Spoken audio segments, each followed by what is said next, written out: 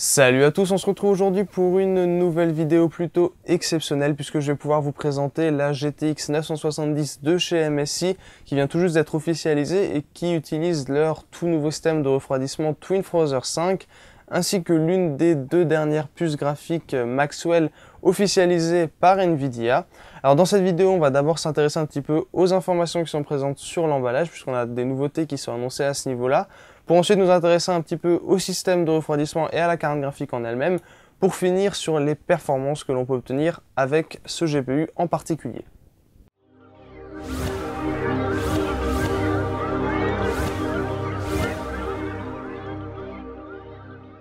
Comme d'habitude, nous allons commencer par regarder un petit peu les informations qui sont présentes sur l'emballage. Emballage qui reprend bien évidemment le thème gaming de chez MSI avec le joli petit dragon. Cette carte graphique utilise bien évidemment une puce 970 de chez Nvidia, accompagnée de 4 Go de mémoire vidéo. Vous avez bien évidemment du PCI Express 3.0 et le support de DirectX 12 qui ne devrait pas tarder à arriver. C'est bien évidemment une édition overclockée qui utilise le tout dernier système de refroidissement TwinFrozer 5 de chez MSI.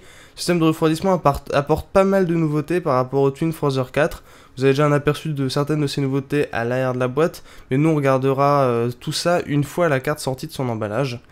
On a aussi un petit rappel des principales fonctionnalités qui sont présentes sur cette carte, principalement des fonctionnalités d'NVIDIA comme l'anti-aliasing FXAA, la 3D Vision ou le support de la NVIDIA Shield, entre autres. Ceci étant dit, on va pouvoir regarder un petit peu les accessoires qui sont livrés avec cette GTX 970 de chez MSI. Ils ne sont pas très nombreux. On a tout d'abord un DVD contenant les pilotes et les utilitaires. Ensuite, vous allez retrouver un petit dépliant qui va reprendre un petit peu toute la gamme de produits gaming de chez MSI. On a aussi un adaptateur DVI vers VGA qui serait un petit peu embêtant d'utiliser sur une carte graphique aussi haut de gamme. Et si jamais votre alimentation n'a pas de PCI Express 8 broches, vous avez un adaptateur 6 pins vers 8 pins. Et on va pouvoir maintenant passer au cœur du sujet avec la carte graphique GTX 970 Gaming TwinFrozer 5 de chez MSI, qui, comme vous pouvez le voir, reprend vraiment le thème gaming.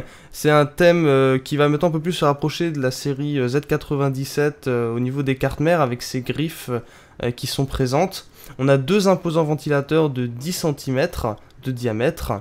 Alors c'est toujours une couverture en plastique malheureusement, mais bon c'est du plastique de bonne qualité et puis c'est pas des cartes qui sont excessivement chères donc ça pose pas de problème. On a aussi la petite écriture Dragon Army qui fait son apparition, ça rend très bien. Alors ces ventilateurs on va devoir revenir un peu dessus puisqu'on a désormais deux types de pales différentes.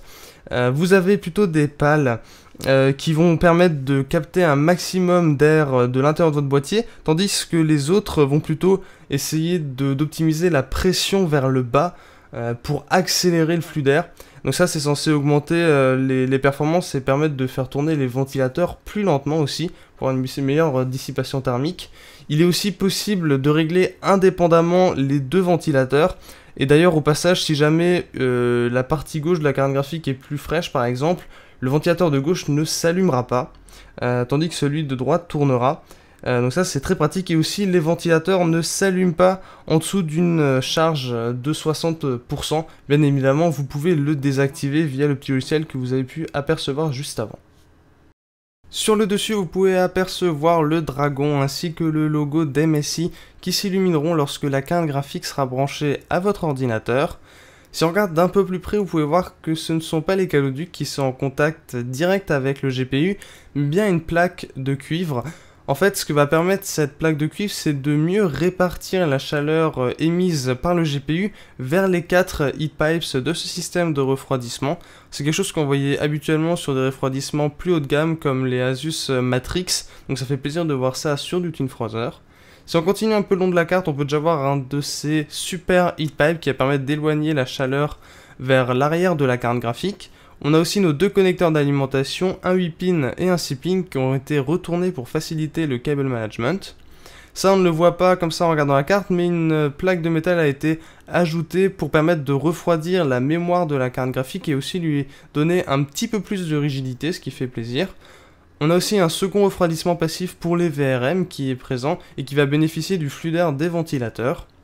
À l'arrière, on n'a pas de gros changements, on peut simplement voir qu'on a la même densité au niveau des ailettes du radiateur, et la carte graphique et le système de refroidissement dépassent toujours d'1 ou 2 cm à l'arrière, donc prévoyez un boîtier quand même d'assez grande taille et bien ventilé. Sur le bas, on peut voir le reste des heat pipes, mais surtout que le PCB est noir, mat, enfin, donc c'est quand même beaucoup plus agréable à regarder. On a aussi bien évidemment le connecteur PCI Express 3.0 ainsi que les deux connecteurs pour mettre la carte graphique en SLI. Alors sur le bas, une autre chose que j'ai oublié d'ajouter, c'est que on a des déviateurs qui ont été mis en place pour cibler le flux d'air en fait sur les composants les plus chauds de la carte graphique, comme vous pouvez le voir sur ce petit schéma. C'est un petit plus qui va permettre de grappiller 1 ou 2 degrés et de rendre la carte graphique légèrement plus silencieuse. Ensuite, ce qu'on peut aussi noter pour les gens qui voudraient faire du SLI, le système de refroidissement est un petit peu moins haut, ce qui va permettre de mieux ventiler les cartes lorsqu'elles seront très proches les unes des autres. Donc ça, c'est vraiment un petit plus pour les utilisateurs de solutions multi-GPU. Au niveau des sorties vidéo, on a du classique double DVI, HDMI et DisplayPort. Voilà, c'était tout pour cette petite vidéo de déballage et de présentation. Je vous remercie de l'avoir regardé. Je vous avais promis des tests de performance et de température, mais malheureusement je n'ai pas eu le temps de le faire pour cette vidéo, donc un article sera publié sur Vonguru dès que possible. Dans tous les cas, je vous donne rendez-vous très bientôt pour de nouvelles vidéos, et n'hésitez pas à vous abonner à la chaîne.